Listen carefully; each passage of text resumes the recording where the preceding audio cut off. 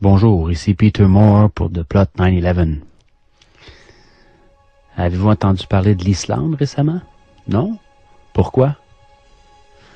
Si quelqu'un croit qu'il n'y a pas de censure actuellement, qu'il nous dise pourquoi on a tout su au sujet de ce qui se passe en Égypte, en Syrie et en Libye, et pourquoi les journaux n'ont absolument rien dit sur ce qui se passe en Islande, eh bien, écoutez bien ceci.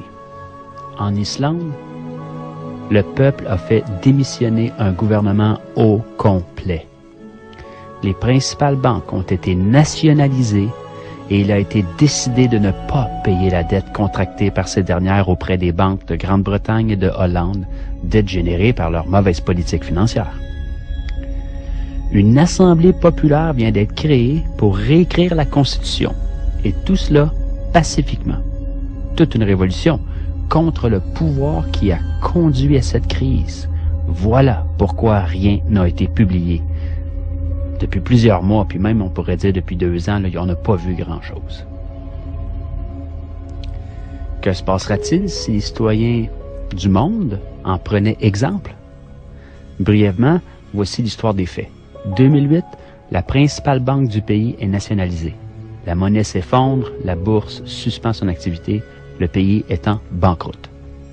2009, les protestations citoyennes contre le Parlement font que des élections anticipées sont convoquées.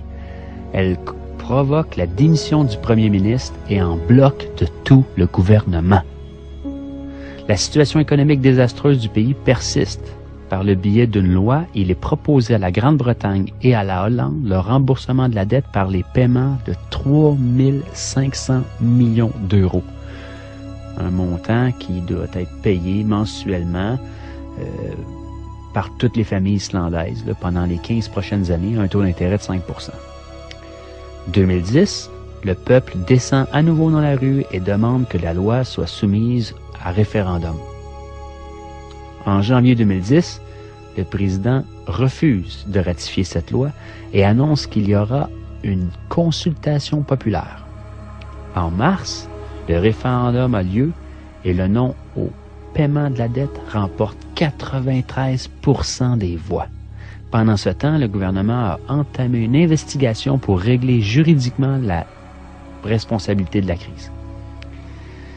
Les détentions de plusieurs banquiers et cadres supérieurs commencent. Là, je parle de prison, là.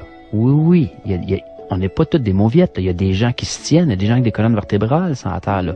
On n'en parle pas des médias, bien sûr, mais ça existe. Interpol lance une enquête et tous les banquiers impliqués quittent le pays. C'est comme des rats qui quittent le navire, là. Dans ce contexte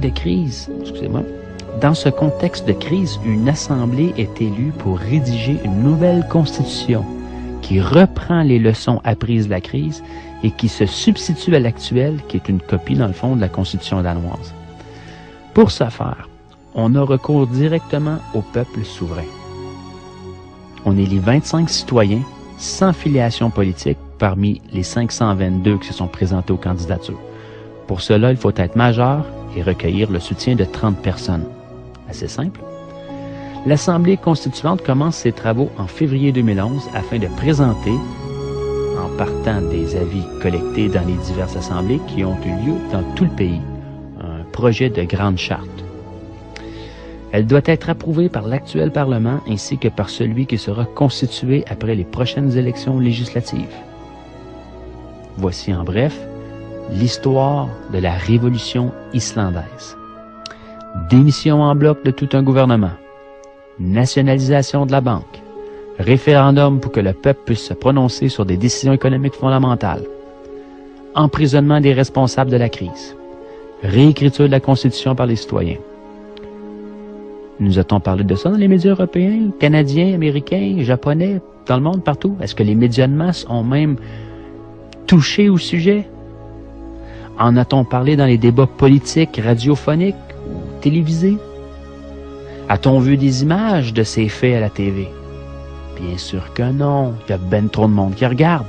Le peuple islandais a su donner une leçon à tout le monde entier, en affrontant le système et en donnant une leçon de démocratie au reste du monde.